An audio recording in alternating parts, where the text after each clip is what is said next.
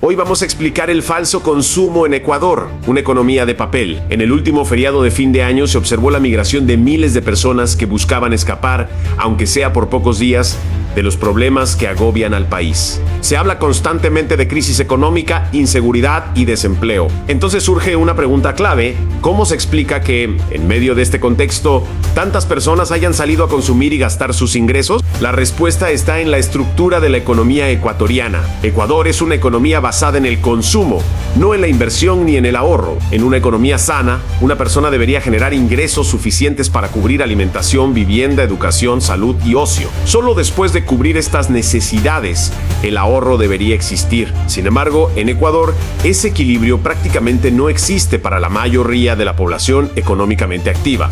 Cerca del 70% de la población ecuatoriana no cuenta con un empleo formal. Esto significa que la mayoría vive entre el subempleo y la informalidad. Aunque el salario básico legal es de $480 mensuales, la realidad muestra que el ingreso promedio se ubica entre $300 y $350. Con ese monto, cumplir los principios del buen vivir se vuelve casi imposible y obliga a tomar decisiones económicas forzadas.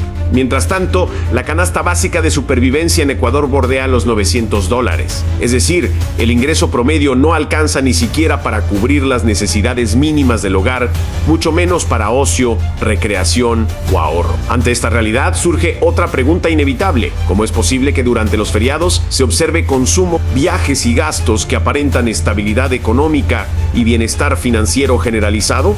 Durante los feriados se observa una alta afluencia de personas en playas y centros turísticos, generando una falsa imagen de bonanza. En realidad, muchas familias gastan todos sus ahorros o todo su ingreso disponible en una distracción casi obligatoria. Permanecer muchos días encerrados se vuelve emocionalmente insoportable. Salir parece una necesidad social, pero termina siendo una condena económica que se paga después del descanso. Después del feriado, esas mismas personas regresan a su rutina diaria con recuerdos agradables, pero con los bolsillos vacíos. Esta dinámica beneficia de forma temporal a los negocios turísticos, pero afecta gravemente a otros comercios. Cafeterías, tiendas de barrio y pequeños negocios dependen del consumo diario. Cuando el ingreso se agota en pocos días, el impacto se siente durante semanas en toda la economía local.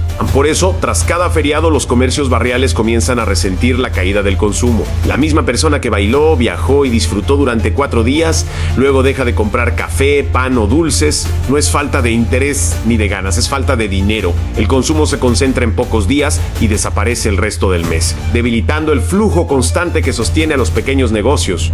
Este fenómeno no ocurre por falta de productos ni de oferta, sino por falta de circulante. El individuo se ve obligado a reducir su consumo a lo mínimo indispensable para sobrevivir. En muchos casos, las personas recurren a préstamos informales, tarjetas de crédito o favores económicos. Piden dinero que luego no pueden devolver, generando estrés financiero, conflictos personales y un endeudamiento que se acumula mes a mes. Así se forma un círculo vicioso. La economía se vuelve frágil ante cualquier imprevisto que afecte el ingreso. Cuando llega el salario, este ya está comprometido por deudas y gastos fijos. El ingreso disponible queda reducido al mínimo. Con ese pequeño monto, las personas deben enfrentar transporte, alimentación y emergencias hasta la siguiente fecha de pago, sobreviviendo día a día sin capacidad real de consumo. Por ejemplo, una persona que gana $350 recibe aproximadamente $175 por quincena. De ese dinero debe pagar arriendo, luz, agua, comida y deudas previas. En el mejor escenario,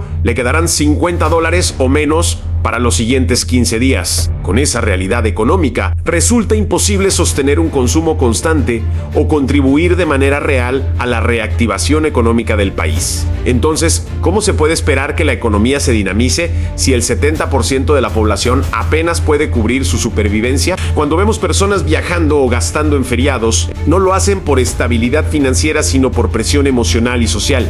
Es una válvula de escape momentánea. El problema es que, después del descanso, llega la realidad económica con más fuerza y menos recursos disponibles. Después de la aparente buena vida llega la resaca económica, haber gastado el poco dinero disponible. Esto no reactiva la economía, la debilita. Ecuador tiene uno de los salarios nominales más altos de Sudamérica, pero también uno de los poderes adquisitivos más bajos. Con el mismo ingreso, los ecuatorianos pueden consumir mucho menos que en otros países de la región, perdiendo calidad de vida. Para cambiar esta realidad, el país necesita un proceso de saneamiento económico real. La inflación debe ser controlada, los salarios deben ajustarse al costo de vida y la producción no puede seguir siendo frenada por la corrupción. El ingreso público debe destinarse a inversión productiva y no solo a gasto corriente. Sin estos cambios estructurales, el problema del falso consumo seguirá repitiéndose. Además, la seguridad jurídica y la seguridad pública deben convertirse en motores de inversión. Es necesario incentivar la industrialización,